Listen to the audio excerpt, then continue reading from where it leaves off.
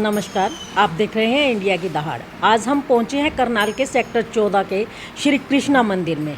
आइए, यहाँ पर प्रधान जी हमारे साथ जुड़ चुके हैं, उनसे जानना चाहेंगे यहाँ पर किस तरीके से मंदिर में जो रख रखाव की जिम्मेवारी है ये पूरे तरीके से इसको निभाते हैं। उसके साथ और क्या क्या काम यहाँ पर मंदिर में है जो जनता की भलाई के लिए किए जाते हैं। बहुत बहुत स्वागत है प्रधान जी इंडिया की दहाड़ में आपका। मैं सबसे पहले तो आपके चैनल का आभार व्यक्त करता हूं और आपके दर्शकों को नमस्कार करता हूं। आज आप करनाल के कृष्णा मंदिर में बहुत कम चैनल्स हैं जो इस प्रकार की सामाजिक धार्मिक संस्थाओं की ओर भी ध्यान देते हैं, तो मैं इसके लिए आपको बधाई देता हूं। क्योंकि एक सामाजिक संदेश देने का सबसे उचित माध्यम अगर कोई हो सकता है तो वो social media, print media, electronic media ही है। इसमें आपने पहल की है, उसके लिए साधुवाद।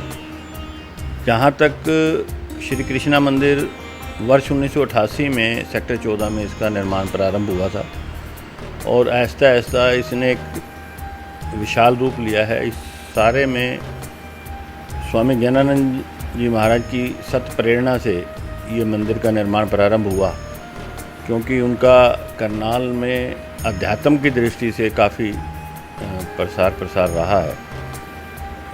उन्हीं से प्रेरणा पाकर हमने यहाँ पे केवल आध्यात्मिक मंदिर ना रह जाए, उसमें सामाजिक सेवाएं भी शुरू हों, समाज के लिए भी हम कुछ कर पाएँ।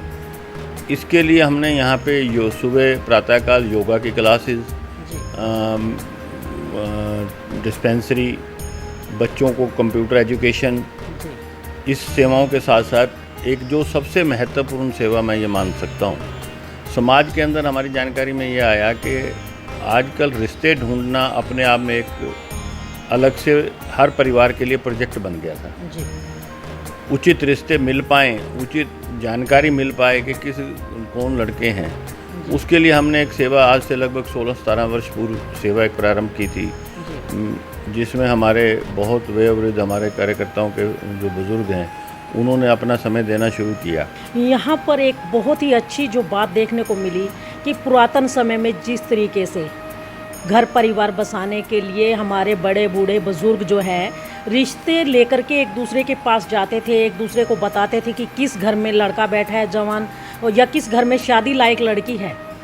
तो यहाँ पर भी जो प्रधान जी हैं उनके द्वारा ऐसी ही मुहिम चलाई जा रही है। परिवारों की बच्चियाँ बैठी हैं, वो अलग अलग समुदाय से, अलग अलग वर्ग से हो सकते हैं। उनकी अलग अलग वर्ग अनुसार हमने 100 रुपये पंजीकरण शुल्क रख के उनका रजिस्ट्रेशन शुरू किया। ऐसे ही बच्चों का जो लड़के थे उनके लिए, और अलग अलग चाहे वो ब्राह्मण परिवार हो, वैश्य परिवार हो, पंजाबी परिवार हो या अन्य किसी, वो ताकि आपस में मिलान करते हुए जिसकी जैसी चॉइस हो उसे ज़्यादा मेहनत ना करने, उसे मंथली हमने फाइलों में पेपर उनके लगाने प्रारंभ किए।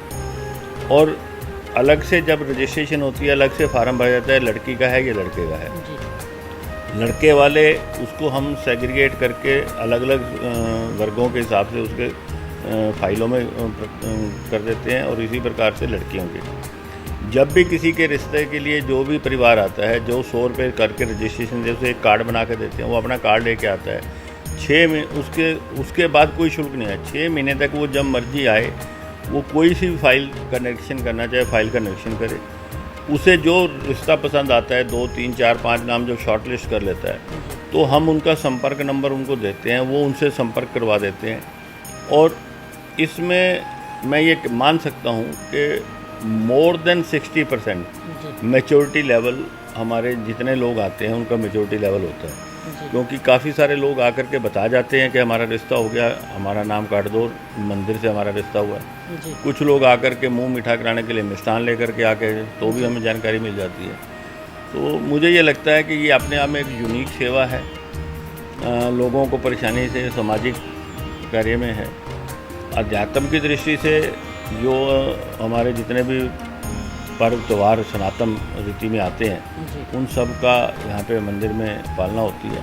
इसके साथ हमने निर्माण की दृष्टि से गौशाला का निर्माण किया हुआ है, जहाँ गौओं की सेवा होती है, पक्षियों के लिए अलग से व्यवस्था की है बाजरा, और एक छोटा सा एक्वेरियम बनाया है ताकि हिंदू रीति में लोगों को, ब्राह्मण लोग, उनके कष्ट निवारण के लिए, उनके राशि दोष के लिए मछलियों को आटा खिलाना, पक्षियों को बाजरा खिलाना, गऊ को रोटी खिलाना, ऐसी पूरी एक व्यवस्था। हमने मछलियों का एक छोटा सा कुंड बनाया हुआ है जहाँ लोग मछलियों को आटा खिलाते हैं, गौओं की सेवा करने आते हैं, और साथ में किसी की भी रस्म क्रिया, उसके लिए एक बहुत बड़ा हॉल।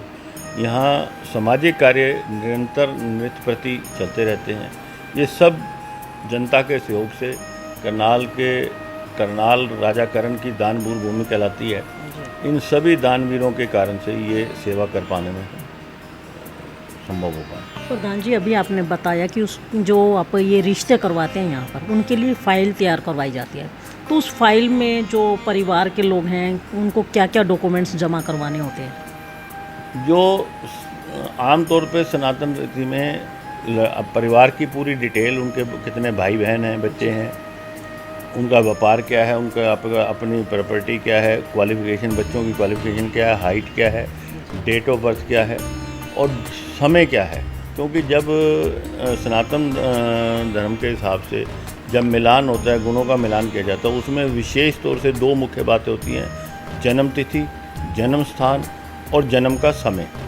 तो ये हम उनसे मांगते हैं, क्योंकि कई बार कुछ लोग इन बातों को मानते होंगे, कुछ नहीं मानते होंगे, परंतु क्योंकि हमारे यहाँ पे हर प्रकार के लोग आने वाले हैं, तो वो जो सूक्ष्म से सूक्ष्म जानकारी हो सकती है, वो उनसे कहा जाता है कि फार्म पे भर के दे दें। अगर कोई नहीं देता, कोई मांगने से, तो वो, क्योंकि उसे पता है कि अगर मैं 100 रुपये खर्च करके यहाँ पे अपना पंजीकरण करा रहा हूँ और कोई रिश्ता देखने आएगा और उसमें मेरी कोई जानकारी के कारण मेरी बात आगे नहीं बढ़ेगी, तो इसलिए वो जानकारी देने में कोई कठिनाई।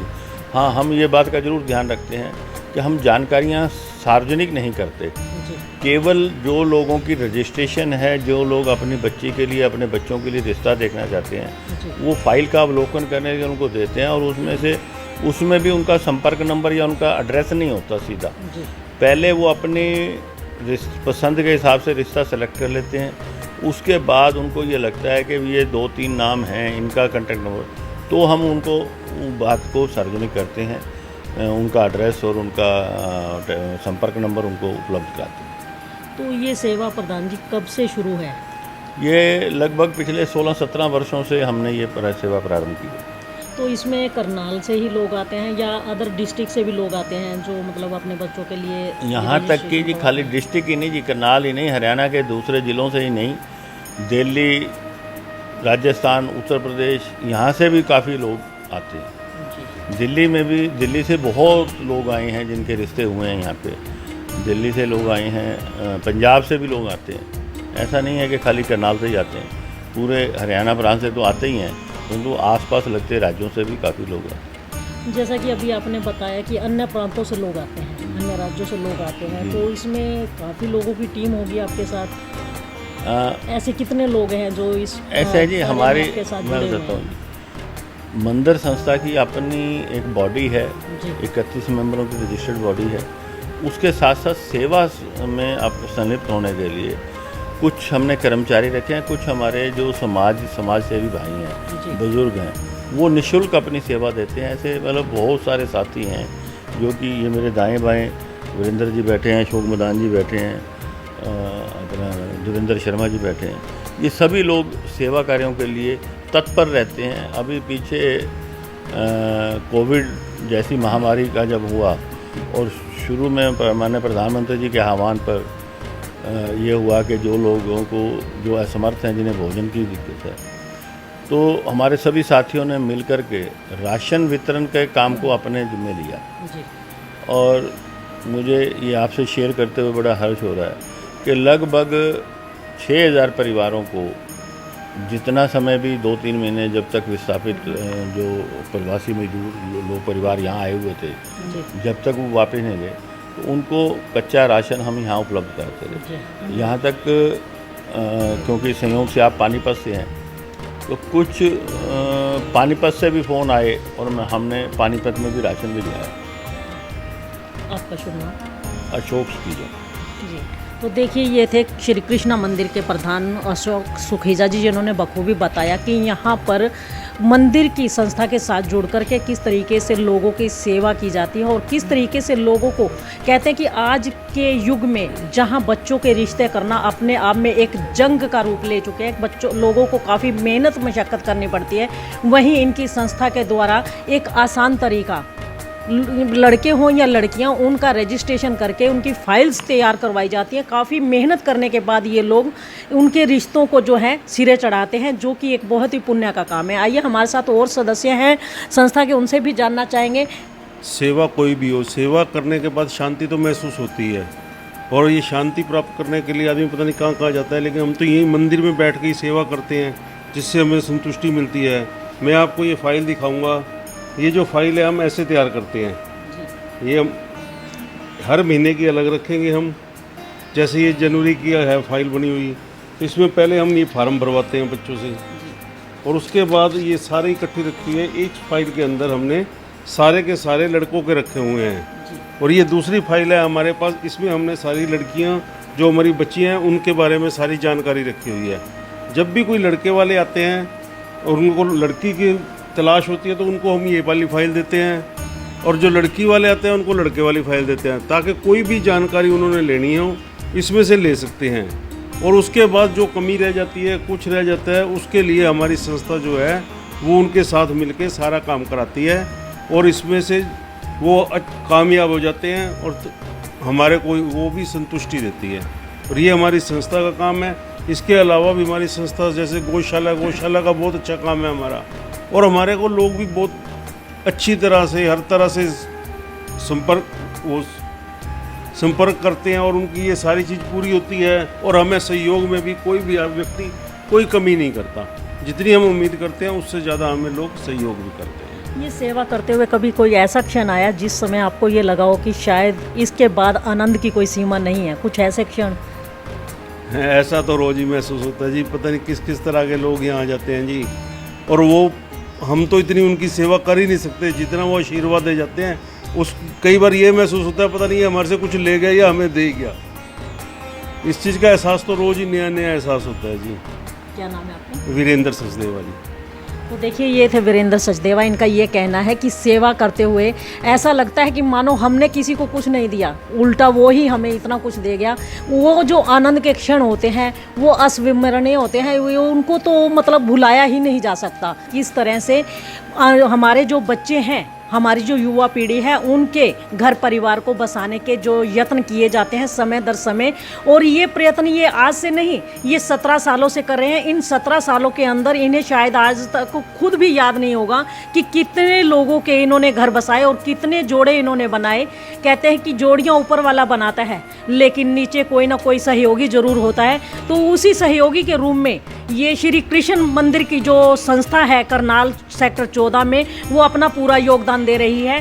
तो बने रहिए इंडिया की दहाड़ के साथ। समय समय पर अपने शहर के अलावा अन्य राज्यों से जुड़ी हुई, अन्य शहरों से जुड़ी हुई नई नई गतिविधियों को देखने के लिए इंडिया की दहाड़ के लिए रमा देवी।